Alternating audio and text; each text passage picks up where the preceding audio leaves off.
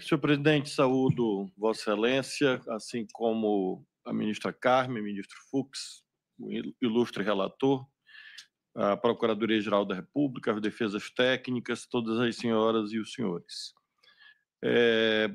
Farei apenas considerações de caráter geral que fundamentam o meu voto. Em primeiro lugar, no tocante à materialidade, além dos elementos que foram mencionados pelo excelentíssimo relator, nós tivemos as próprias sustentações orais que, de um modo geral, vão no sentido da materialidade. Algo que me chamou a atenção, ministra Carmen, que o eixo central das sustentações orais, de um modo geral, das defesas, não foi tanto descaracterizar as materialidades e sim afastar autorias, afastar os seus patrocinados, seus clientes, do itinerário delituoso ou em tese delituoso, o que também, obviamente, corrobora a densidade desse acervo probatório que foi muito bem escandido e delineado pela Procuradoria-Geral da República e pelo relator. Em relação à materialidade, e também em homenagem à elevada qualidade das sustentações orais, há, às vezes, houve aqui e em outros momentos, um debate quanto aos elementos da violência e grave ameaça, porque, de fato, são essenciais aos tipos penais que, em tese, sustentam essa imputação formulada pelo Ministério Público. O vídeo trazido pelo relator reforça aquilo que, seguidamente, e não só no 8 de janeiro, foi apresentado. É importante lembrar que nós estamos tratando de fatos que vêm de 2021, em continuidade normativo típica, falarei sobre isso em seguida, e chegam até, em tese, ao 8 de janeiro. Ora, neste período, houve sim a apreensão, consta dos autos, inclusive a apreensão de armas em vários momentos, inclusive no 8 de janeiro. Entendido, e novamente me valho do relatório do Departamento de Justiça dos Estados Unidos sobre o 6 de janeiro, quando eles fizeram análise sobre os 48 meses de ataque ao Capitólio, eles dizem assim, literalmente com tradução livre: conforme comprovado no tribunal, as armas usadas e transportadas no Capitólio incluem armas de fogo, havia isto, claro, spray, tasers, armas brancas, vírgula, incluindo espada, machados e facas, instrumento de trabalho que foram usados como armas. E armas improvisadas, como móveis de escritório destruídos. Aqui vimos essa soldado, Marcela, falando em barra de ferro, cercas, bicicletários, escudos anti-motim roubados, tacos de beisebol, tacos de hóquei, mastros de bandeira, canos de PVC e luvas reforçadas. Então, é este conceito de arma que nós estamos tratando aqui, este conceito que esteve no 6 de janeiro, lá no Capitólio, e que, infelizmente, esteve presente em vários momentos, como o senhor relator lembrou, desde bombas, e é interessante que consta dos autos que este senhor da bomba, ou estes senhores da bomba no aeroporto, no dia 23 ou 24 de dezembro, menciona que obtiveram os materiais no acampamento do Exército, mostrando um liame, portanto, entre esses vários momentos que estão aludidos na denúncia. Lembro que muitos dos participantes eram policiais e membros das Forças Armadas, e estes, não há dúvida, esses só andam armados. Eu não conheço um que não ande armado, seja os da ativa quanto os já reformados. Todos andam armados. Há alguns que são mais apaixonados pelas suas armas do que pelos seus cônjuges. Dormem com as armas debaixo do travesseiro.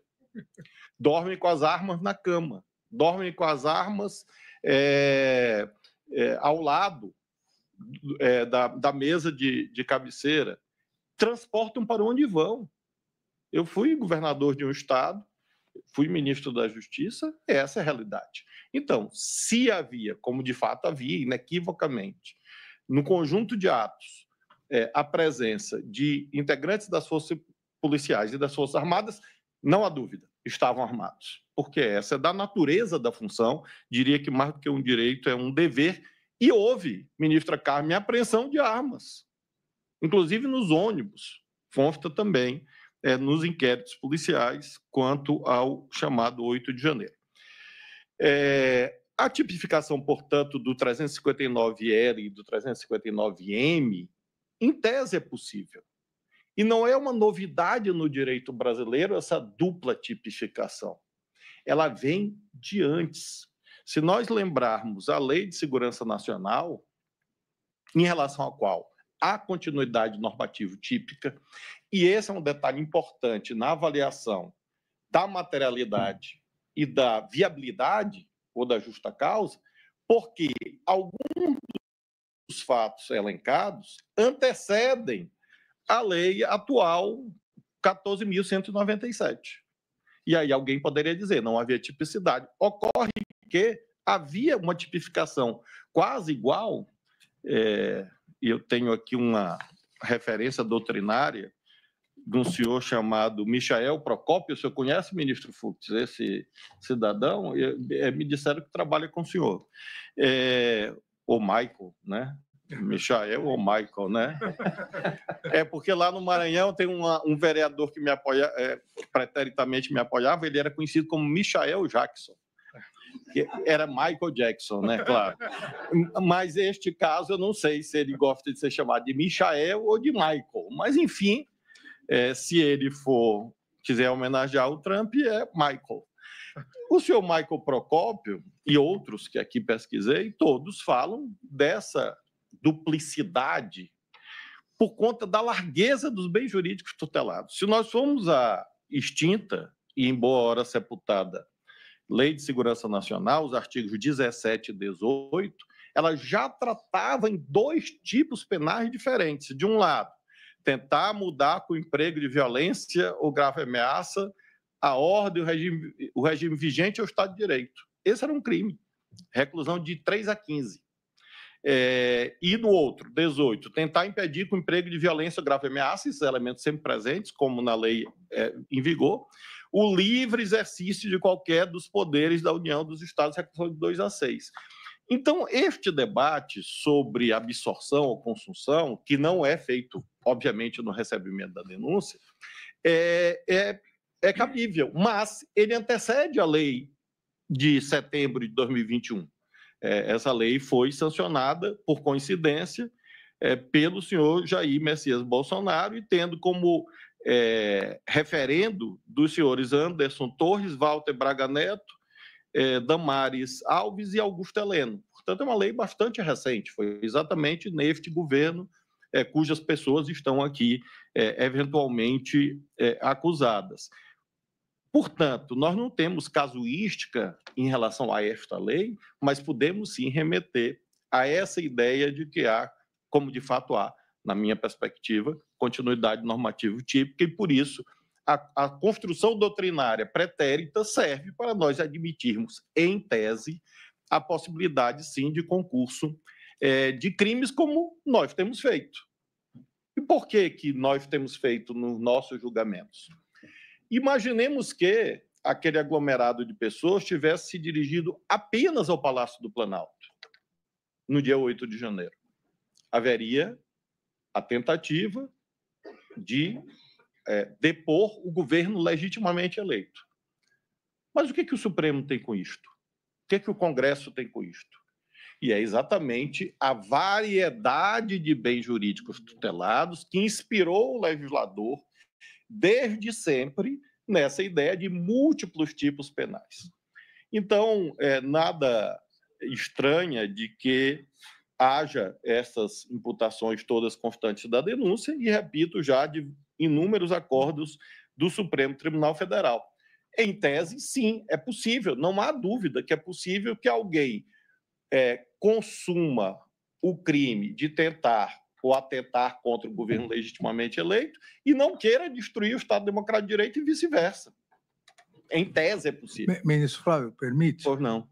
Um exemplo ocorreu mundialmente na Polônia, quando o presidente, o Congresso, o parlamento polonês atentaram contra o Tribunal Constitucional polonês, fazendo algo, qualquer semelhança é mera coincidência, que foi feito aqui com o AI-2, de mudar a composição da corte. Lá alteraram de 70 para 65 anos, retroativamente retiraram os 5 juízes que eram contrários às medidas inconstitucionais. Isso é um atentado contra um dos poderes, claro. Mas não é um golpe de Estado, não é porque os poderes políticos continuam. Eu, como já vou fazer 60, me declaro logo contra essa hipótese, porque já estou perto da incidência desta tentativa. Eu e Vossa Excelência, né? Vossa Excelência primeiro. Agora, nós...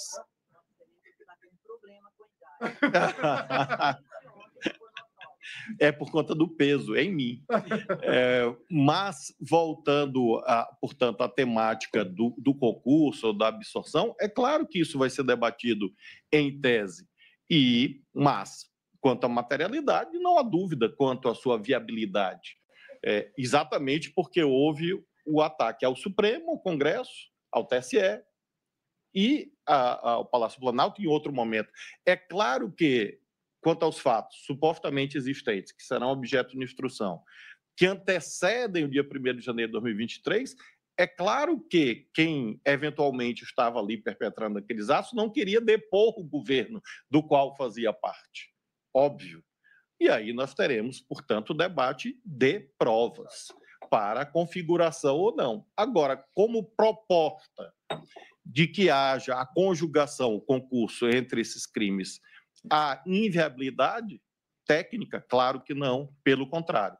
E desde sempre, como mencionei, há essa ideia de múltipla tutela em relação a esses bens jurídicos primaciais. Como a ministra Carmen foi elogiada pelo presidente Trump, e eu não vou ficar atrás, eu trouxe um precedente da senhora, desta primeira turma. Eu trouxe um da ministra Rosa também. E a ministra Carmen, em 2007, disse o seguinte, nesta primeira turma: não é lícito ao juiz, no ato de recebimento da denúncia, quando faz apenas juízo de admissibilidade da acusação, conferir definição jurídica aos fatos narrados na peça acusatória. Poderá fazê-lo no momento da prolação da sentença. Então, claro que nós não estamos aqui fazendo classificação jurídica em relação aos fatos. Faremos no momento próprio. E a ministra Rosa, já mais recentemente, em 2013, no mesmo sentido, assentou, nesta primeira turma, que a sentença é um momento processual oportuno para emendar-se libere, até o do 383, apenas quando houvesse uma repercussão na definição da competência, que poderia haver essa antecipação da classificação jurídica. Disso não se cuida, portanto, eu tenho total conforto doutrinário, jurisprudencial, para, nesse aspecto, reconhecer esta materialidade em tese existente, tanto quanto ao 359L, quanto ao 359M. E aí vem uma ideia, não, mas isso leva a uma desproporcionalidade das penas. É importante deixar claro, quem define os trilhos da proporcionalidade da pena, primariamente, não é o Poder Judiciário, é o Poder Legislativo. E, ao fazê-lo, neste caso, nós temos, inclusive, matriz constitucional.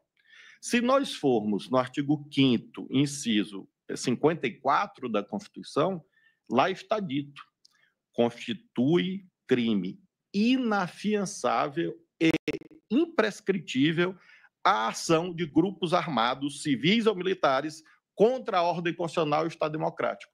Então, a Constituição, desde os primórdios, portanto, da fundação da ordem jurídica em vigor, definiu como altamente gravosa essa conduta. E, portanto, o juízo de proporcionalidade tem extração constitucional. E veja, a Constituição não fala em pessoas armadas, grupos armados. Porque há, às vezes, essa ideia, não, mas fulano de tal estava apenas com uma Bíblia. Eu, de fato, ministro Alexandre, imagino, pela minha fé religiosa, que se a pessoa passa em frente à Catedral de Brasília, nos edifícios mais belos da arquitetura do mundo, e resolve rezar, ela não vai rezar na frente do Congresso Nacional. Ela entra na catedral e lá reza, ora, pode. Aliás, Deus é onisciente, onipotente, está em todo lugar. Então, não precisa vir na Praça dos Três Poderes para fazer orações. Então, pouco importa se a pessoa tinha ou não uma arma de fogo ou uma arma branca. O que importa, para fins de debate da classificação jurídica, é que o grupo era armado. O grupo portava armas de fogo, armas brancas, e assim sucessivamente. Portanto, o Congresso Nacional, quando fez esta dosimetria da lei em vigor, o fez cumprindo a Constituição.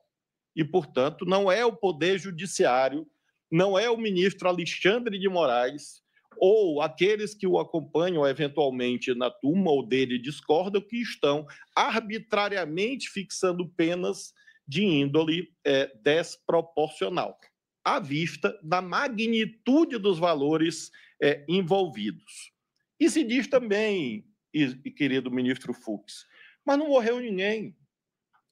No dia 1º de abril de 64, também não morreu ninguém. Mas centenas e milhares morreram depois. Golpe de Estado mata. Não importa se isto é no dia, no mês seguinte ou alguns anos depois. Vimos isto agora, porque a arte é fonte do direito também, bem sabemos, nas telas, pela pena, de um lado, de Marcelo Rubens Paiva, de outro, pela genialidade de Walter Salles, Fernanda Torres e outros tantos que orgulham a cultura brasileira. Fonte do direito, o que eles estão mostrando ali? Remarcando o caráter permanente e hediondo do desaparecimento de pessoas, de tortura, de assassinatos que derivam de quê? De um golpe de Estado. Então, aqueles que nos anos 20 e 30 do século XX normalizaram a chegada de Mussolini e Hitler ao poder, dizendo, este é um processo normal, certamente se arrependeram quando viram as consequências nos odientos campos de concentração, vitimando o povo judeu e outras tantas minorias na Europa. Portanto, golpe de Estado é coisa séria. É falsa a ideia de que um golpe de Estado, ou uma tentativa de golpe de Estado, porque não resultou em mortes naquele dia, é uma infração penal de menor potencial ofensivo ou suscetível de aplicação até de um princípio da insignificância, a excluir a tipicidade. Isto é uma desonra à memória nacional. Esse tipo de raciocínio é uma agressão às famílias que perderam familiares no momento de trevas da vida brasileira. E isto reverbera em um tribunal na medida em que, repito, nós não estamos aqui friamente cumprindo a ordem jurídica sem levar em conta aquilo que o ministro Fux, meu amigo tão querido, sempre lembra quanto ao consequencialismo, que é um mandamento legal. O Tribunal Constitucional ele não pode ser consequencialista. Ele é obrigado a ser consequencialista. É da natureza dele, inclusive pela sua condição de órgão de cúpula do Estado. Então, sob todos esses aspectos, eminente presidente Cristiano Zanin, penso que, se não morreu, poderia ter morrido. Acho, portanto, que a denúncia possui os atributos fundamentais da materialidade, da viabilidade, porque houve violência e essa violência poderia ter produzido danos de enorme proporção, e o fato de isto não ter se configurado não exclui a tipicidade definida em lei, basta ler o tipo penal para compreender que a conduta é atentar, por uma razão simples. Se fosse consumado, o golpe de Estado não tinha viabilidade na persecução penal, porque não haveria juízes para julgar. E é por isso que, corretamente, o legislador, não é o Supremo, é o legislador, e o Poder Executivo que sancionou a lei, previu o crime com esses contornos a que fiz alusão. Finalmente, concluo meu voto lembrando quanto à autoria.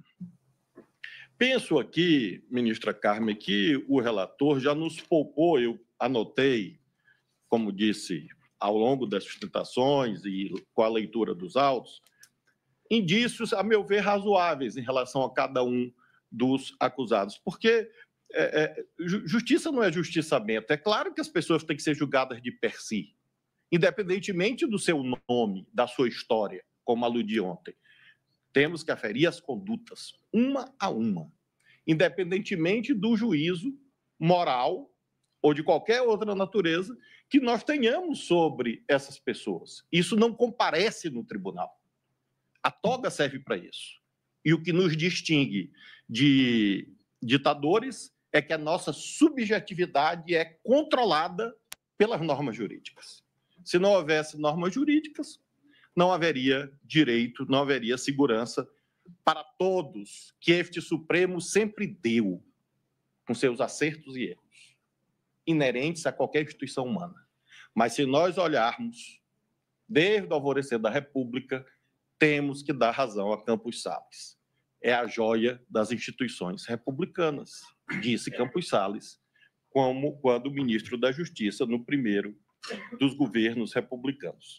Então, de um modo geral, creio que o Supremo terá as condições de, ao longo da instrução, aferir esses indícios de per si para identificação da participação concreta de cada um. E acho, de fato, razoável, alguns disseram isto, olha, não há liame entre um evento e outro. Claro que é absolutamente razoável e essa matéria probatória. Eu lembro, ministra Carmen, de uma história das lendas políticas do Maranhão, que na década de 50 resolveram invadir o Palácio do Governo do Estado. E aí havia um cidadão muito corajoso, cujo ele era conhecido como bota para moer, bota para moer. E aí entregaram a bandeira do Brasil, nesse tempo só se usava a bandeira do Brasil em manifestação, botaram o bota para moer bem na frente.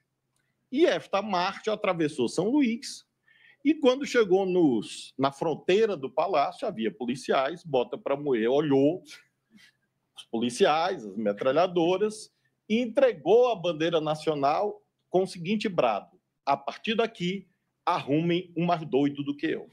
Então, é possível que alguém tenha desistido.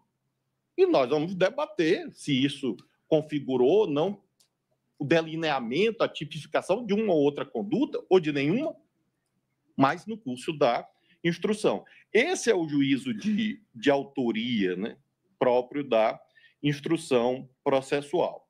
E, evidentemente, como mencionei, a classificação jurídica ao final, inclusive quanto à dosimetria, a partir não das vontades individuais de cada um dos julgadores, porque, repito, isto não comparece em um tribunal com a tradição e com a autoridade moral e jurídica que o Supremo Tribunal Federal tem. Com essas considerações, senhor presidente, eu tenho muita convicção de que as razões técnicas expedidas pelo eminente relator são suficientes para, neste momento, acompanhá-lo, ressalvando, obviamente, o final, a cognição definitiva, em que teremos, com certeza, com esta multiplicidade de acusados, percepções diferentes quanto às realidades que se formarão nos autos com a instrução. Mas, nesse instante, creio que a convergência é similar àquela quanto à dor dos brasileiros com a derrota de ontem para a Argentina, né? Acho que há consenso em relação a isso e, a meu ver, há um consenso também quanto às condições da denúncia ofertada pelo Ministério Público. Quanto ao trabalho do Ministério Público, tenho, doutor Paulo Gonet, só um reparo, uma sugestão. O eminente ministro Alexandre, ao fazer o seu resumo, descreveu múltiplos crimes contra a língua portuguesa, e Vossa Excelência não fez nada.